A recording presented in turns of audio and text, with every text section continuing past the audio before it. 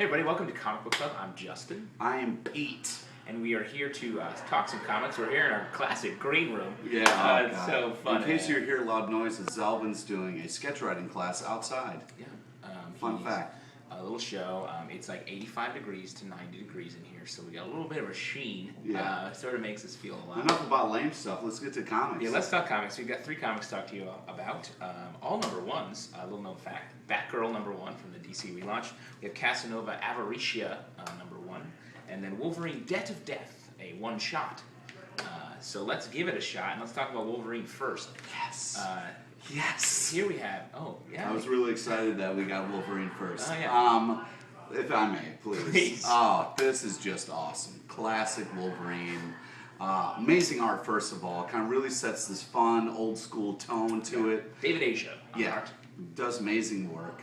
And this is just old-school Wolverine kicking ass. Right now, a lot of things are going on in Wolverine's world in Marvel, so it's not the regular series. Yeah, it's nice to have this one shot. Series. Sad times. Yeah, he doesn't like the sad times. Yeah, no, I hate it. But this is awesome. This is Wolverine going to Japan, kicking some butt, throwing people out of helicarriers. There's one thing I love: Wolverine smashing its robots. Yeah, so it's great to see him in here doing a lot of that. Nick Fury, being some Nick Fury, I like to see very well dressed.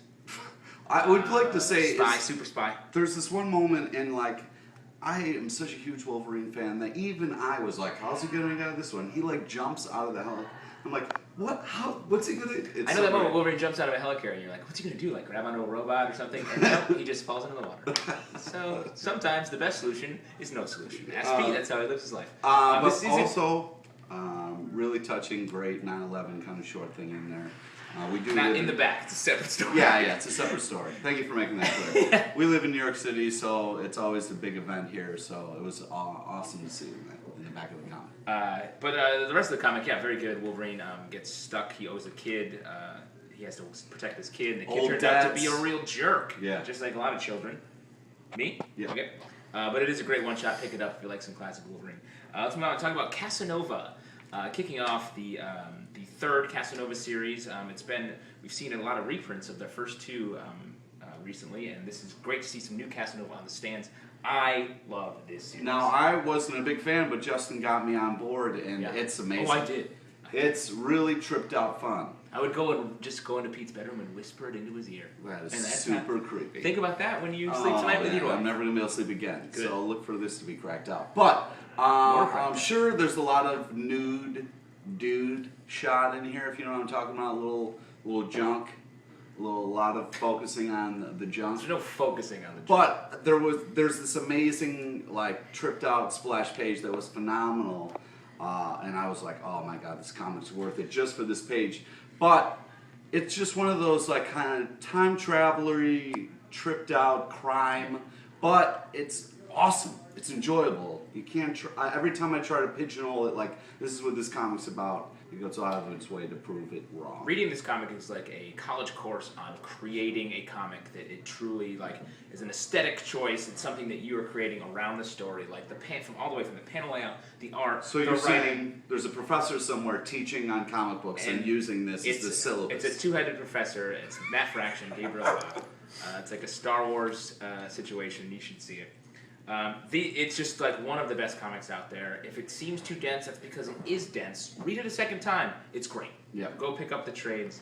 It's one of the best comics on the stand. Definitely do it. Let's move on and talk about Batgirl number 1, part of the DC 52 relaunch. I don't know how. I'm a huge Batgirl fan. Huge. From the series that just finished up by Brian Q. Miller. It's almost creepy. With Stephanie Brown as Batgirl. Here we have a little gal named Barbara Gordon coming back. Taking over. It's actually sometimes she's not Barbara Gordon. That she's Batgirl. Yeah, and then sometimes she's not Batgirl. She's Barbara Gordon. So you got to pay attention. But for those of you, that's how Secret Identity works. I don't know if you guys have read comics. If you don't get that, then you've been lost for years in a lot of comic books. I got lost on that. I didn't know you could just choose who you were going to be certain days. I thought I always had to be Pete LePage. Apparently you don't have to do that. No. You can be any other form, any other LePage. That's awesome. Creep LePage is Pete's alter ego that he somehow moonlights as. Anyways. I whispered that into his ear and he started doing it. Stop doing that. Gail Simone, the creepiest thing you've ever done. Gail Simone, I love her work. This is a little tough for me because I have been loving the old Batgirl series. Oh. So this I kind of was like, but it's good. It's not great. I am going to pick up more because Gail Simone is an amazing writer. Yeah, I'm looking forward to picking this up. It doesn't really sort of give us a mission statement with the new Batgirl is. I think everyone's so excited to see Barbara Gordon back in. I think it was sort of just a showpiece to be like, look, she has red hair now. There is tension with Batgirl, which I enjoy. But here's the thing. The frustrating part is the way they handled the changeover. Like, Batgirl was still shot in the new DC universe. She still was in a wheelchair for many years, but she just got better. So that's how healing works. No, but like it just seems like I once broke, my toe, then I got better. Oh wow! Yeah. That great equation of your toe being broken to getting shot in the back by a pasty-faced maniacal potato tomato. Potato tomato. He just said. Just if you didn't hear him, he said potato tomato. So it's a little frustrating to see that. I don't know. It doesn't really do it for me. I wanted to see either it just be like a total relaunch that she's been Batgirl forever, or she's just starting to be Batgirl, anything. Instead of it being like, remember all the stuff you knew? It's almost all true, except she just got better. It's too bad you can't write comics. Thank you. Thank you for saying that. Editor of Marvel Comics. Guys, thank you so much for watching. Let us know what you think of the DC 52. There are a ton of titles out there, and more coming for the rest of the month, so let us know what your favorites were. I really liked Animal Man. Yeah, a lot of people liked Animal Man. A lot of people like the second half. I really like just the first. Interesting. And then it got really tripped I know out. Pete liked. If you like Rob Liefeld in the 90s, you should listen to Third Eye Blind and then pick up Hawk and Dove. Thanks a lot, guys. Come to New York and check us out every Tuesday at 8. Tuesday at 8, People's Improv Theater. We're about to do the show right now. See you later, guys.